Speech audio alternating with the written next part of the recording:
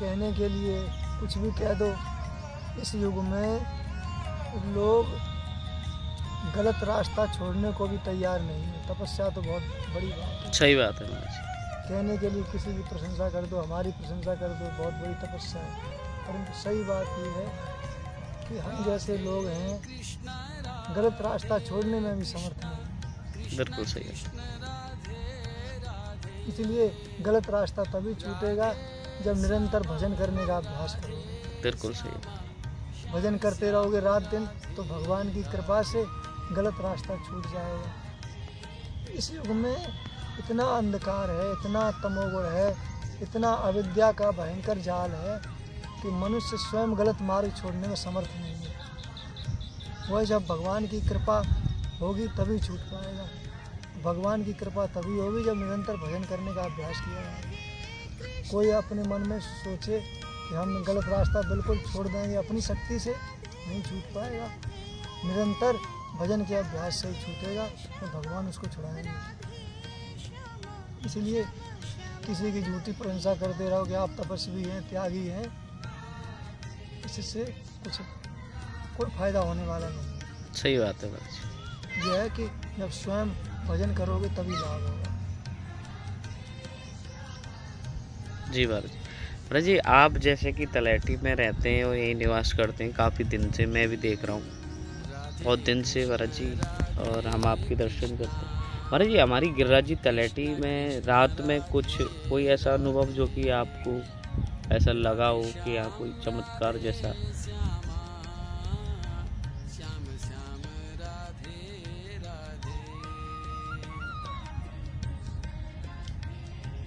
जैसे कहते हैं ना महाराज जी कि निधिवन में रात को लीलाएं होती हैं, वहाँ कोई रह नहीं सकता। इस तरह से मैं महाराज जी जानना चाह रहा था बस। लीला तो भगवान की सब जगह होती है, जी वृंदावन धाम में 84 कोस में। लेकिन जो ये बात है कि वहाँ रात को कोई रह नहीं सकता है, लीलाएं होती हैं, ये बातें सही नहीं है जी। क्योंकि भगवान की लीला इस प्रकार से प्रकट रूप से सबको दृष्टिगोचर नहीं होती। हाँ, सही बात है महाराज जी। जो भक्त होगा उसी को निधिवन में ही नहीं कहीं भी पड़ा रहेगा, वहीं उसको भगवान की लीला दृष्टिगोचर होगी, वहीं दर्शन हो जाएंगे। वहीं दर्शन हो जाएंगे। और वैसे तुम निधिवन में घुस के पड़े रहो, चाहे सेवा कुंज में घुस के पड़े रहो, भगवान की लीला का कोई अनुभव नहीं होता। सही बात है महाराज। ऐसे तो हम भी कभी सेवा कुंज में रात में रुके थे जी। हमको तो ऐसा कोई अनुभव नहीं हुआ। वास्तव में अनुभव तभी होगा जब निरंतर बुरे कर्म छोड़ करके भगवान के चरणों में चित्त लगाया जाएगा। जी महाराज। खाली निधिवन में रात में रुक जाने से या सेवा कुंज में रात में रुक जाने से कोई अनुभव ऐसे नहीं होता। जी महाराज जी, सही कहा महाराज जी। तो महाराज जी, हमारे गिरिराज जी में जैसे आप रहते हैं, मैं एक बार फिर से दोहरा रहा हूँ, कुछ तो आपको मतलब महसूस हुआ होगा, अनुभव हुआ होगा, इतने दिन से आप तलैटी में रहते हैं।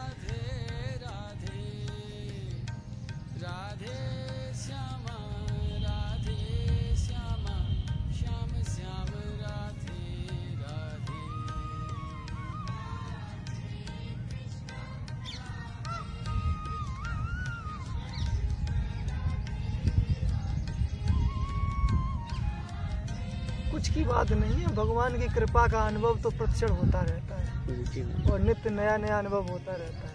जी महाराज। और वो निरंतर भजन करने से ही होता है, बिना भजन किए नहीं होता है। सही बात है महाराज।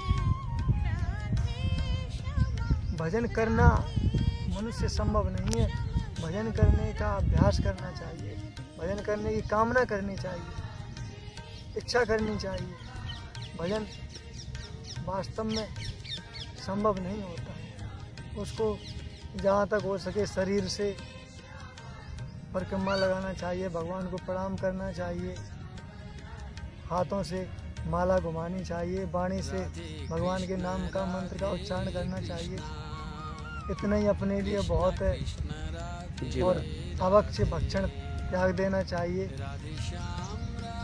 मन तो भगवान में लगना बहुत कठिन है, जब धीरे धीरे वर्षों का अभ्यास हो जाता है तब कहीं थोड़ा सा चित्त भगवान में लग पाता है। अगर आपका चित्त भगवान में धीरे धीरे लग रहा है तो यही बहुत बड़ा अनुभव है। जी महाराज जी। अगर संसार की कामनाएं, वासनाएं, दुर्वासनाएं छूट रही हैं, संसार के विषय वासनाओं में, कामनाओं में आसक्ति नष्ट हो रही है और भगवान में थोड़ा भी चित्त लग रहा है तो समझ लीजिए इससे बड़ा दूसरा अनुभव आपके जीवन में अभी तक नहीं है। जी महाराज जी। वस्तुओं की प्राप्ति हो जाना ये कोई अनुभव नहीं है। ये तो तुम कहीं किसी के यहाँ मजदूरी नौकरी कर लो, वो भी शाम को 500-600 रुपया पकड़ा देगा। सही बात है महाराज। अनुभव यही है कि वस्तुओं की प्राप्ति की इच्छा न रहे, उनकी कामना नष्ट हो जाए, यही सबसे बड़ा अनुभव है। जब तक अपने में वस्तुओं की कामना है, वासना है, हमको ये वस्तु मिल जाए, ये वस्तु मिल जाए, तब तक कोई अनुभव नहीं है। जी महाराज जी। ये अनुभव किसी मतलब का नहीं है, शुद्ध अनुभव है। अनुभव यही है कि जब हृदय से काम, क्रोध, लोभ, मोह, मद, मत्सर इतने भी दुर्गुण दुर्विकार नष्ट होने लग जाए। जी महाराज जी। अब समझ लो अनुभव होना चालू है। सही बात है महाराज। कोई सोचे कि हम भजन करते हैं, ये करते हैं, वो करते हैं, इतना नाम जप करते हैं, ये कोई भजन नहीं है। ये केवल भजन करने का अभ्यास है। हम अभ्यास भी नहीं करेंगे तो फिर और क्या कर पाएंगे। और महाराज जी, जो लोग माला जपते जपते ये बताएं हर किसी को रोज मैं इतनी माला करता हूँ, इतना नाम लेता हूँ, तो इसका भी प्रभाव होता है क्या?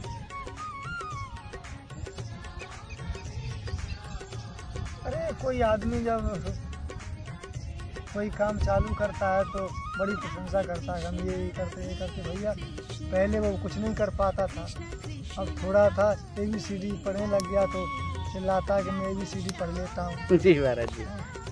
लेकिन जब वास्तव में आगे बढ़ जाता है तो फिर चिल्लाना बंद कर देता है। जी महाराज जी। कहावत भी है ना कि अधजल गगरी छलकत जाए और भरी गगरिया चुप्पे जाए। जी महाराज जी, इसका क्या मतलब हुआ? तो मतलब यह कि जब मन से भीतर से खाली होता है, भीतर में कुछ नहीं उसके होता है, तो चिल्लाता है कि मैं इतना महान हूँ या मेरे अंदर इतना ज्ञान है, मैं इतना जानता हूँ। जब वो भीतर से भर जाता है ना, उसके अंदर ज्ञान हो जाता है, सिद्ध हो जाता है। जी महाराज जी। वह ये किसी से नहीं कहता है कि मैं बहुत ज़्यादा जानता हूँ, कि मैं बहुत ज़्यादा महान हूँ। जी महाराज। कारण यह है कि उसे अपनी क्षुद्रता का पता लग जाता है कि मैं कितना बड़ा अज्ञानी हूँ, मैं कितना बड़ा क्षुद्र हूँ। क्योंकि उसको पता लग जाता है कि मैं जितना जानता हूँ वह एक जैसे इतनी बड़ी धूली है पृथ्वी पे, वह ज्ञान धूल के कण के बराबर भी नहीं है। जैसे समुद्र में जितना जल है वह जल रूपी ज्ञान समुद्र जो अथाह ज्ञान समुद्र है उसका एक बूंद के बराबर भी नहीं। जी महाराज। और जब तक उसको कुछ ज्ञान है ही नहीं, उसको कुछ पता है ही नहीं, तो चिल्लाता रहता है कि मैं ज्ञानी हूँ, मैं विद्वान हूँ और मैं महान हूँ। जी महाराज।